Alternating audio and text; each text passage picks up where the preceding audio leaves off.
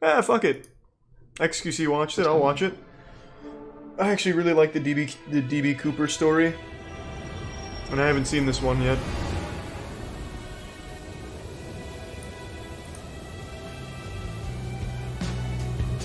Thanks for resub Rick in the Prime, Gregory, and Mustard. A daring parachute escape from a flying Mustard. 727 somewhere between Reno. A search was made of the plane immediately. We don't know who he was, where he came from, or where he went. I expect that we'll keep looking Thanks, resub until we Arsenal. find him or find out what happened.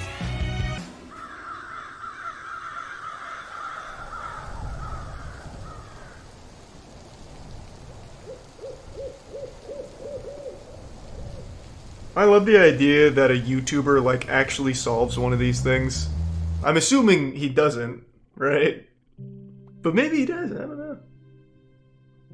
In the afternoon of November the 24th, 1971, a middle-aged man carrying a briefcase walked into Portland International Airport and purchased a one-way ticket to Seattle, Washington. Different place, Hyper. The man identified himself as Dan Cooper, and along with 36 other passengers and a crew of 6, he soon boarded Northwest Airlines Flight 305. Once aboard, Cooper made himself comfortable in the middle of the last row of seats on the right side of the cabin. He ordered a drink and had a smoke, because this was the 70s. Once the flight was cleared for departure, Cooper turned around and handed an envelope to flight attendant Florence Schaffner. Inside the envelope was a note featuring a handwritten message stating he had a bomb. Schaffner reluctantly sat down beside him and glimpsed what appeared to be Christ, 8 this story's sticks of so dynamite fucking wild. inside his briefcase. Cooper's demands were quite simple. He wanted $200,000 in resub, cash Joe. and 4 parachutes. Thank He you, also Bear. demanded a fuel truck to stand ready to refuel the aircraft once they landed in Seattle. Should they fail to comply with his demands, he threatened to, quote, do the job. Once the flight was airborne, Schaffner went to inform the cockpit crew, while another This was in, flight like, the attendant by the name of 60s, so Tina 200K Mucklow remained back by then was Cooper's nuts. side. By using a telephone in the rear of the cabin, Mucklow acted as an intermediary between Cooper and the rest of the flight crew. They're for the 70s, remainder whatever. of the Still a hijack. ton. For the next hour and a half, Flight 305 maintained a holding pattern near Seattle, while local and federal authorities scrambled to procure the ransom as well as the 4 parachutes. 10,000 $20 bills were collected from a local bank, while the Thanks, owner of Risa, a Meme nearby Daddy. skydiving school supplied the chutes. At Yeah, I've seen it, 5:45 Parks p.m., good. more than 2 hours past its scheduled arrival, Flight 305 finally touched down in Seattle. By this point, it was well after sunset, and the aircraft was brought to a remote section of the tarmac. Once the flight came to a stop, both the ransom and the parachutes were handed over to Mucklow, who then brought them back aboard. In exchange, How many people Cooper were on permitted board the 2 of plane? the flight attendants, as well as all the passengers, to disembark, many of whom had not yet realized the flight had been hijacked. 36? With the 60? ransom paid and only 4 36, crew okay. members remaining on board, Cooper told Mucklow to inform the captain that he wanted to fly to Mexico City. They were to fly with the landing gear down, the flaps at 15 degrees and below 10,000 feet. The lights in the cabin were to be switched off, and the aft stairway, which opens from the underbelly of the fuselage, was to remain extended. 2 of Cooper's Thanks, demands Resub could Nobly. not be satisfied. First of all, the flight configuration he'd requested would not allow for a non-stop flight to Mexico City. As such, Cooper proposed a refueling stop in Phoenix, Yuma, or Sacramento before they all agreed on Reno, Nevada. Second of all, it was not possible It to seems like they're depart with on the ventral Cooper's staircase side, like, yeah, you can extended. take the money and Cooper agreed tell us to where to go. retract the stairs on the condition that Mucklow remained by his side and taught him how to extend them once the plane was airborne. Parked for nearly 2 hours due to complications with refueling, Flight 305 was back in the air by 7:36 p.m. Less than 5 minutes after takeoff, Cooper told Mucklow to head for the cockpit and that from this point onwards, he was not to be disturbed. The last time she The saw bomb Cooper, turned out to be he was fake, though. standing Oh, in the sorry, middle don't mean of to the spoil aisle things. as if though he was preparing to jump. Mucklow joined the rest of the crew, locked the cockpit door behind her, and some 3 hours later, Flight 305 safely landed in Reno. Once the flight Sorry. came to a stop, the crew I could be carefully wrong, I ventured don't into really the rear of remember the that. cabin, but there was no sign of Cooper nor the bomb. The aft stairway had been extended mid-flight and was slightly damaged upon landing. It seemed there was only one explanation for the hijacker's absence. At some point between Seattle and Reno, Cooper had strapped on a parachute, walked down the stairs, and leaped into the dark of night.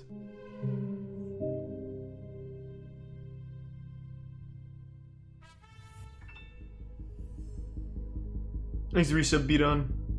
I'm not sure, Bear. As soon as it became clear that Cooper was no longer on board, dozens of FBI agents converged upon the aircraft, only to discover a disappointing amount of physical evidence.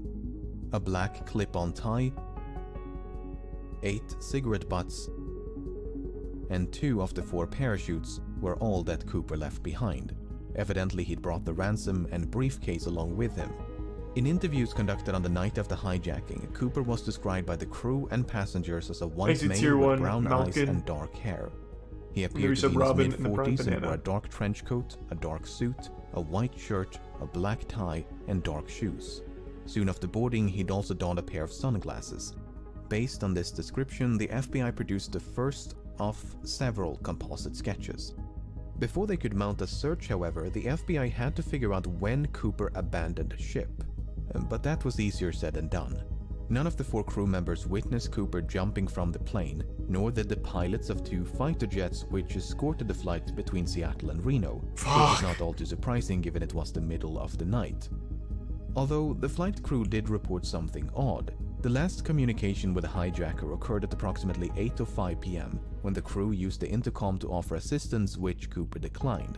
Within the next 10 minutes, the crew experienced what they described as an oscillation or vibration of the aircraft. At the time, the crew suspected it might have been produced by Cooper's jump, and a subsequent recreation of the hijacking supported that conclusion. Okay, so that took care of the when, but what about the where?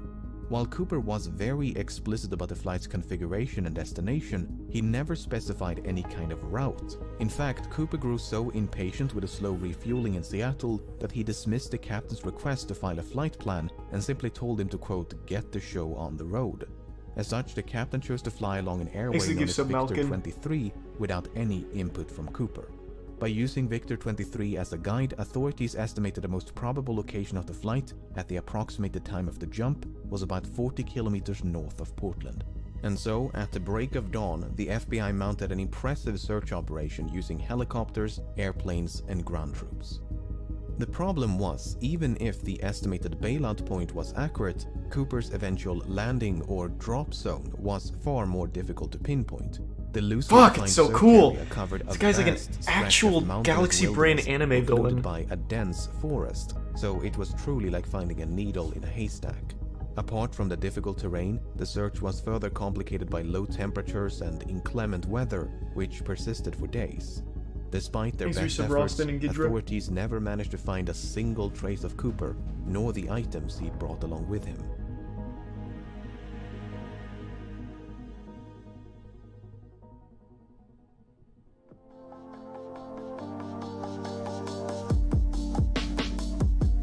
Having made little to no progress by early December, the FBI turned their attention to the $200,000 ransom. The money had been collected from the Seattle First National Bank, which maintained a ransom package of $250,000 just for such an occasion. Because of this, the serial numbers of the $10,020 banknotes given to Cooper had been documented in advance, a complete list of which were quickly made available to financial institutions, government agencies, and the general public. The intention was to make it as difficult as possible for Cooper to spend his money.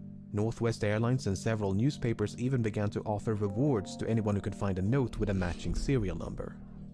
In spite of these efforts, no one ever did. That is until nearly a decade later. In early 1980, a young boy named Brian Ingram was building a campfire on a small beach in southern Washington. As he was digging into the sand, Ingram discovered 3 bundles of cash totaling $5,880. Having heard about the infamous skyjacking, Ingram's parents brought the severely degraded bundles to the FBI. The notes were promptly inspected, and sure enough, the serial numbers matched those of the ransom. Fuck! Big fine Brian! Imagine being like an 8-year-old, fucking drinking milk, shitting in your diapers, and finding that. Than it answered. The most significant of which was how? How did the money end up so far away from the drop zone? Looking at this map, it might be tempting to think that Cooper simply dropped some of the money, which then fell into the Lewis River. The bundles could then have been carried further downstream by the Columbia Thanks to River Resub before Crones and the finally Gift Sub being PG. washed ashore at Tina Bar, which is the name of the beach. Tina Mucklow, Tina Bar. Coincidence? Yeah, coincidence. Anyway, the problem with this idea is that the Columbia River flows in the opposite direction. This has led some, including members of the FBI, to re-evaluate the initial drop zone assessment. For instance, if the drop zone was much further southeast, close to a river called the Washougal River, it is conceivable, albeit improbable, that the money floated all the way down to Tina Bar. Alternatively, the bundles may have simply landed on the beach if the flight path was further to the west. Even so, natural explanations struggle to explain how three independent, potentially free-falling and/or free-floating bundles of cash ended up at the exact same place on the same beach. To complicate matters, sediment from the riverbed was excavated and dumped onto Tina Bar as part of a dredging operation in 1974. And according to one analysis, the money was discovered above this layer of sediment. If true, that would mean the money came to rest at Tina Bar sometime after 1974. What the But fuck? a re-examination of that analysis found that what was believed to be a layer of deposited sediment might actually have been a perfectly natural layer of clay. Not only that, but the sediment was clearly dumped some distance away from where the money was discovered.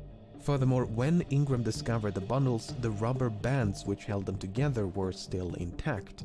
This is significant because experiments conducted in 2009 revealed that this brand of rubber bands could not withstand exposure to open air or water for more than a year. So, unless the bundles were somehow protected from the elements, they must have become buried at Tina Bar within a year of the hijacking. The This is most so probable fucking explanation complicated. seems to be that Cooper or someone else deliberately buried the money. Did Cooper survive and bury the money himself? Did someone else bury the money after stumbling upon Cooper's remains? If you're in the chat, If DB there Cooper, is an just let me know, explanation man. which This does is not crazy. require human I want to intervention, hear more about it. It's managed to elude investigators for decades. Suffice it to say, I this is didn't a know any of mystery this part. within a mystery. Since Ingram's discovery in 1980, both Tina Bar and the grounds around the Washougal He's a Prime River have Zex. been subjected to numerous searches. I have not seen that, But nobly. to date, there's been no sign of Cooper, nor the rest of the money. You know, if Cooper was as smart as we think he is, he would have done all of this while having a full beard, and then when he jumped, he would have shaved the beard off. Just From to the add very another beginning, it was layer of assumed by many good that ideas Cooper to did it. not survive his daring escape. It would not make for a very thrilling conclusion to this story, but that's the thing about stories, they're usually far more exciting than reality. While there is no hard evidence for nor against Cooper's survival, the assumption that he fell to his death is not without merit. When Cooper leaped into the darkness, Flight 305 was plowing through a frigid rainstorm at roughly 170 knots, 10,000 no. feet above Southern Oh Washington. no! The wind was so violent that it ripped out a placard from the aft stairwell. Oh, Jesus which was Christ. later He just recovered in fucking got 1978, blasted. almost directly below the estimated flight path. To say that Cooper was not dressed for the occasion would be an understatement. The ground beneath him, meanwhile, was obscured by multiple layers of clouds, which likely means that Cooper jumped without knowing his precise location. Even if he could see the ground and had a specific drop zone in mind, the parachute he selected was non-steerable, meaning he would not have been able to steer his descent towards a specific landing spot, thus precluding any potential coordination with an accomplice So many safely on problems. the ground.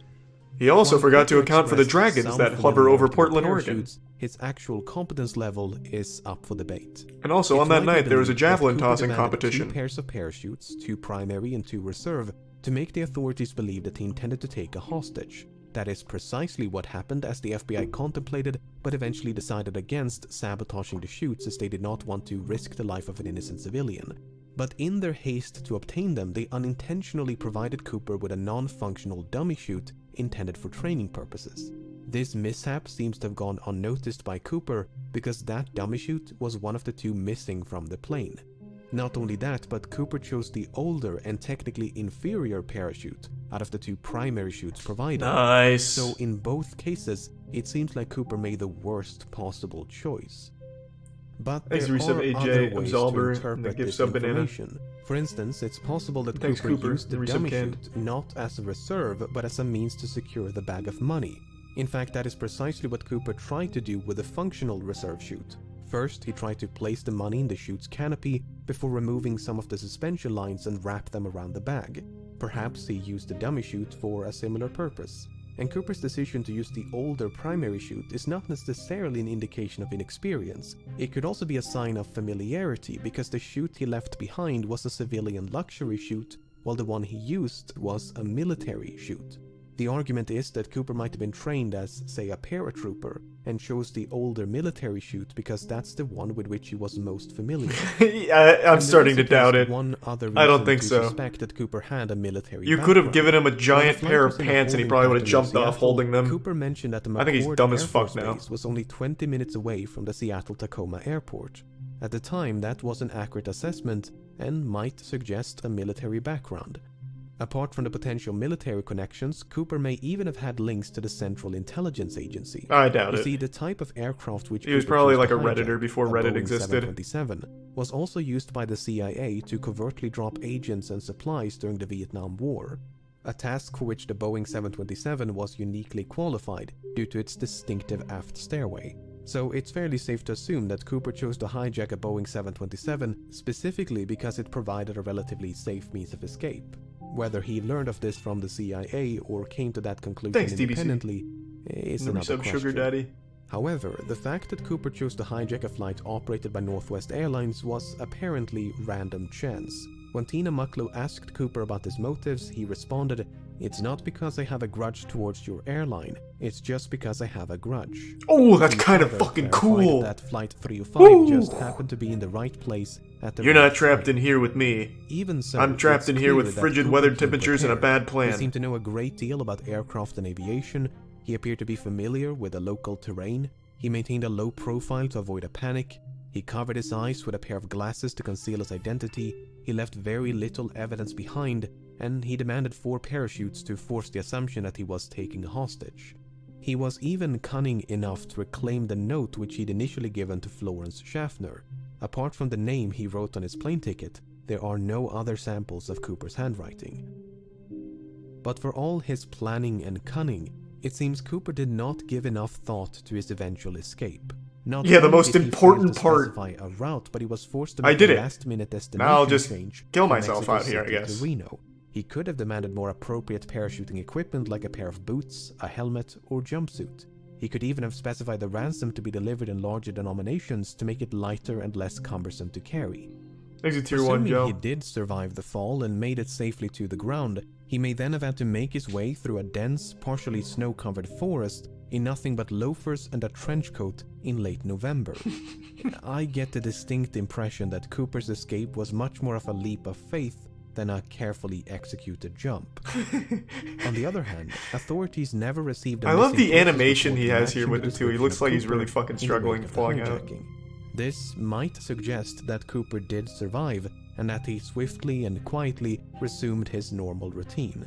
Furthermore, other hijackers have performed similar stunts, and many of them did survive, even if they were quickly apprehended.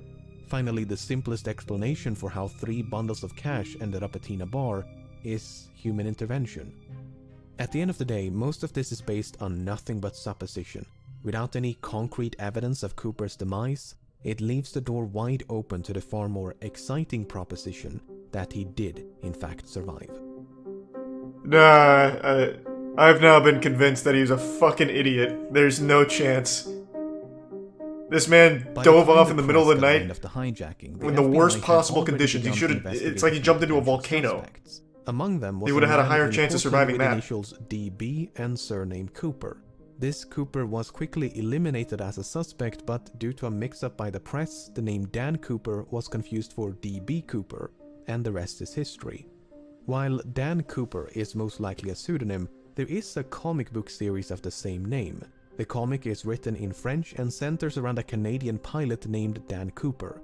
While the comic was not translated into English nor sold in the United States before 1971, it was available in Canada, which has a large French-speaking population. Given that American and Canadian accents can be difficult to Exit Tier 1, distinguish, MD Wall. it's possible that Cooper, who was described as having no discernible accent, was a bilingual Canadian. This might even be supported by something that Cooper might have said.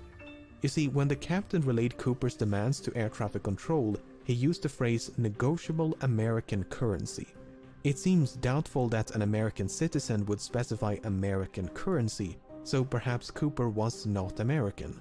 The problem is, we don't know if this is a direct quote from Cooper or paraphrasing by the captain.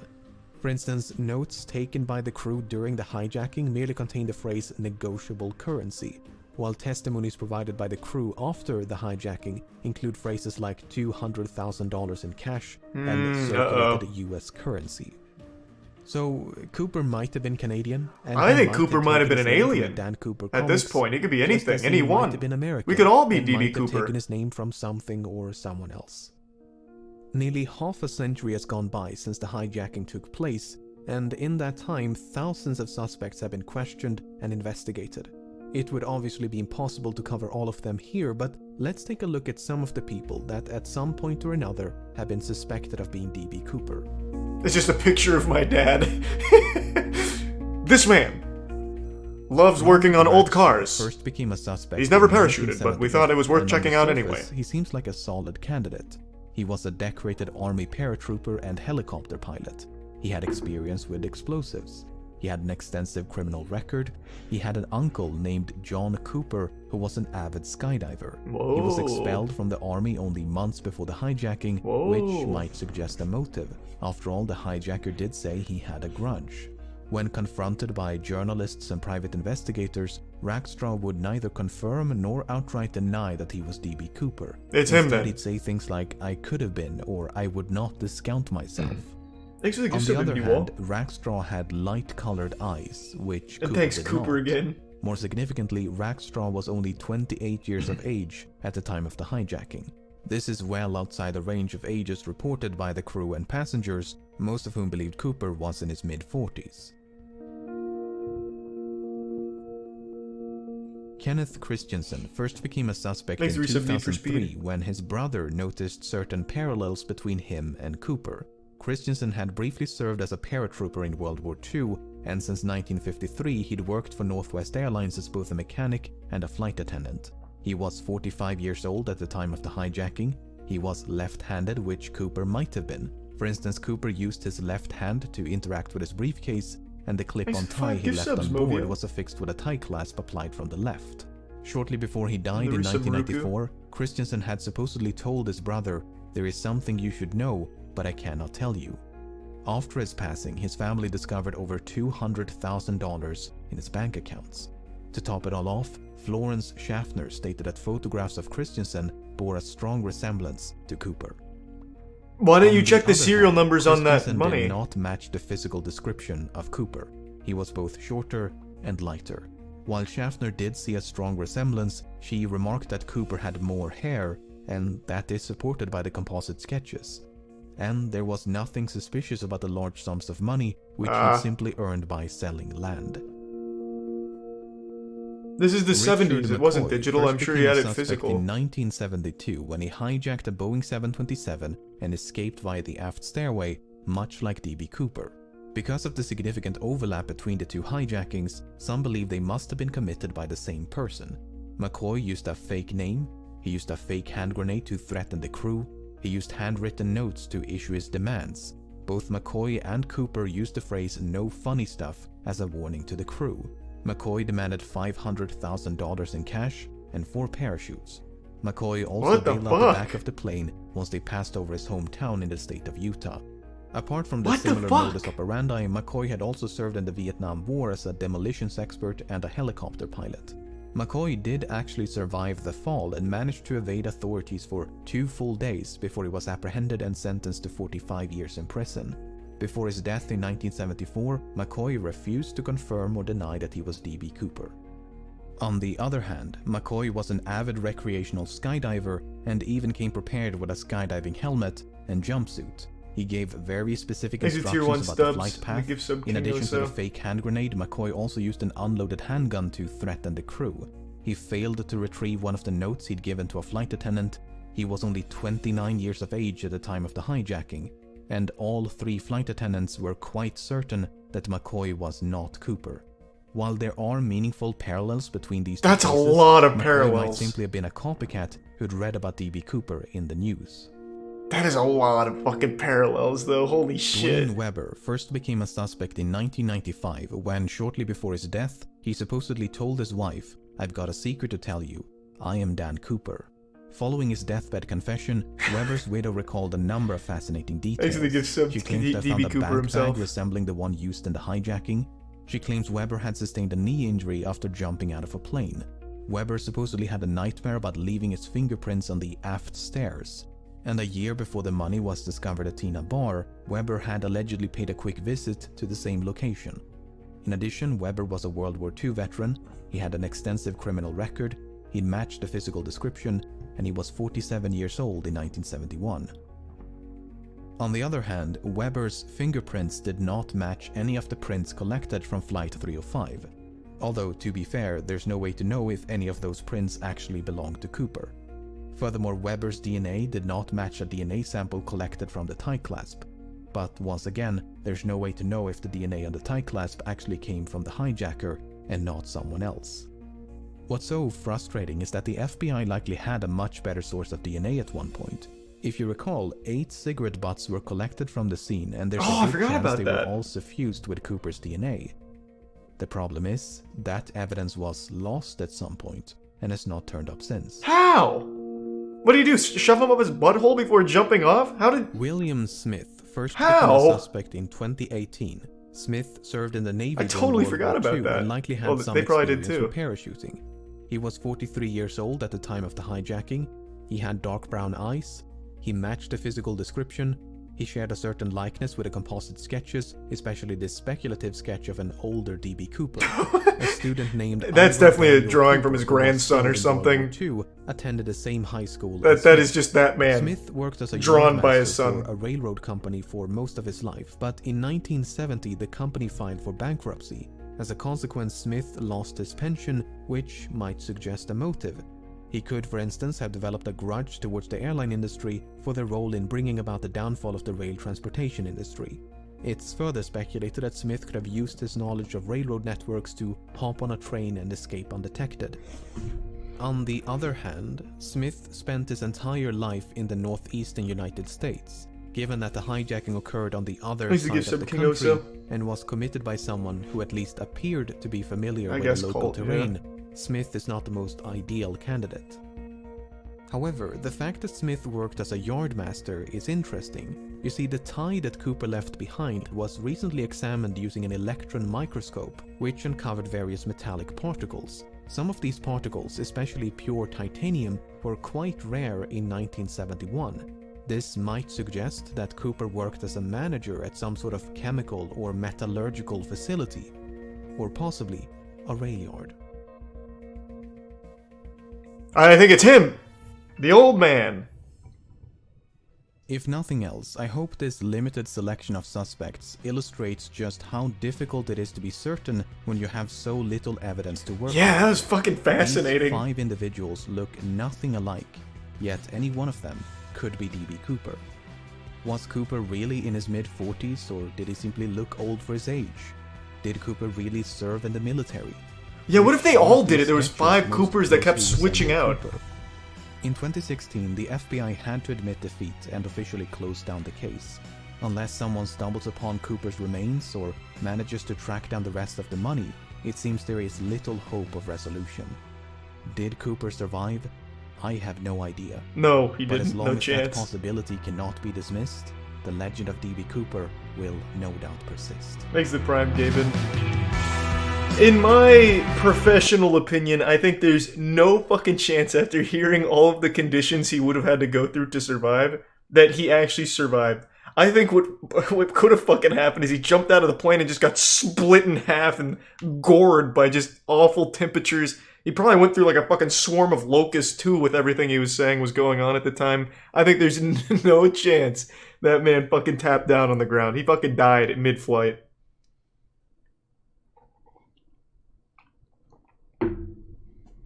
I had no idea the conditions were that bad when he made the jump. I didn't know half of this shit, actually. I only knew the general overview. Thanks the Prime, Blammo. What a great watch. I can't believe I haven't seen that one. I know what Chubby Emu is. Fuck, is there any new DB Cooper info now? Now I'm so glued. We have so much technology now, we should be able to recreate the entire history of that tie that DB Cooper left behind. We should be able to take that tie, put it in my fucking hard drive, and be able to see the entire manufacturing process and who owned the tie all the way up until it was on the plane.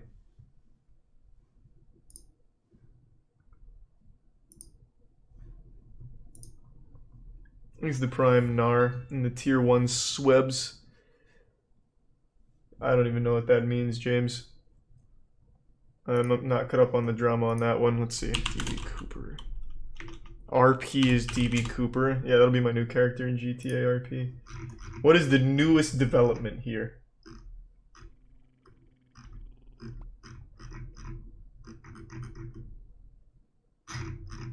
This video was in 2020, so do we have any startling new intel in 2021? Shit.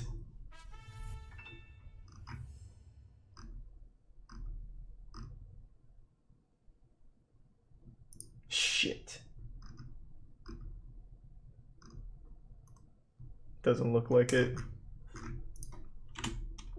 What a fascinating story. Is there any others like that?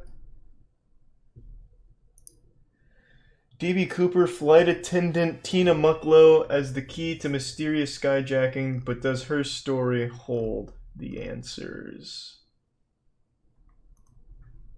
Cicada 3011's not terrible. And it's not 3011, isn't it? 3301?